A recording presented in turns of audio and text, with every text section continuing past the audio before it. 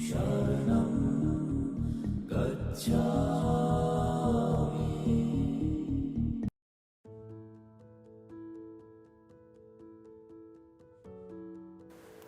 नमस्कार दोस्तों, मैं धीरज कुमार आपका स्वागत करता हूं आपके अपने YouTube चैनल पर, जिसका नाम है the Buddha peace of mind, जिस पर हम सिद्धार्थ से भगवान बुद्ध बनने की यात्रा पर चर्चा कर रहे हैं। पिछले एपिसोड में हमने देखा कि किस प्रकार से सिद्धार्थ का विवाह यशोधरा के साथ हुआ। सिद्धार्थ के विवाह के उपरांत के बाद राजा शुद्धोधन, जो सिद्धार्थ के पिता हैं, वो काफ़ी निश्चिंत हो गए कि अब उनका पुत्र सिद्धार्थ संन्यास की तरफ आकर्षित नहीं होगा। लेकिन राजा शुद्धोधन को ऋषि असित की भविष्यवाणी अब भी सता रही थी और उनको डर था कि कहीं उनका पुत्र संन्यास की तरफ आकर्षित ना हो जाए। उसके लिए उन्होंने एक षड्यंत्र रचा। पिता शुद्धोधन ने सिद्धार्थ को मोह माया में बांधे रखने के लिए 3 महलों का निर्माण करवाया। गर्मी के लिए अलग, बरसात के लिए अलग और सर्दी के लिए अलग। उन्हीं 3 महलों के अंदर बड़े बड़े सुंदर बगीचे और सरोवर थे, जिसके अंदर सिद्धार्थ राजसी ठाट के साथ अलग अलग ऋतुओं में अलग अलग महलों में रहा करते थे। राजा शुद्धोधन ने पूरे राज्य में घोषणा कर दी थी कि सिद्धार्थ जहाँ जहाँ पर जाएंगे, उनके सामने कोई भी वृद्ध व्यक्ति, बीमार व्यक्ति और साधु सन्यासी और ना ही किसी भी शव यात्रा को ले जाने की अनुमति नहीं थी। सिद्धार्थ जिन महलों में रहा करते थे, उस बगीचे में मालियों को आदेश था कि किसी भी प्रकार से कोई भी सूखा पत्ता उनके सामने ना आए। सिद्धार्थ के पिता राजा शुद्धोधन ने अपने कुल पुरोहित उदाई के साथ मिलकर सिद्धार्थ को मोह माया में बांधे रखने के लिए एक निर्णय लिया कि सिद्धार्थ को स्त्रियों के प्रति आकर्षित किया जाए, जिससे वो मोह माया में बंधे रहें।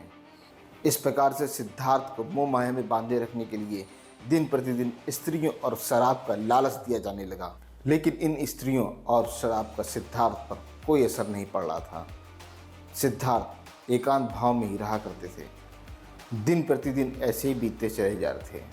पिता शुद्धोधन ने सिद्धार्थ को मोह माया में बांधे रखने के लिए कोई भी कसर नहीं छोड़ी।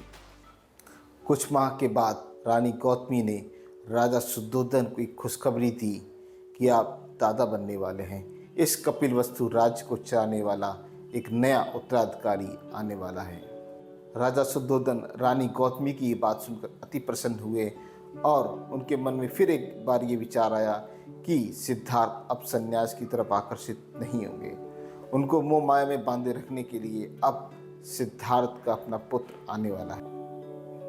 राजा शुद्धोधन ये खबर सुनकर अति प्रसन्न हुए और मन ही मन मुस्कुराए और सोचते हैं कि मनुष्य को मोह माया में बांधे रखने के लिए विवाह और संतान अति आवश्यक है।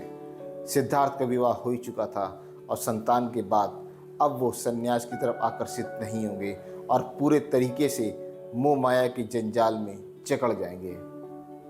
पुरानी कथाओं के अनुसार ये कहा जाता है कि जब यशोधरा को प्रसव पीड़ा हो रही थी तो सिद्धार्थ अपने महल में थे।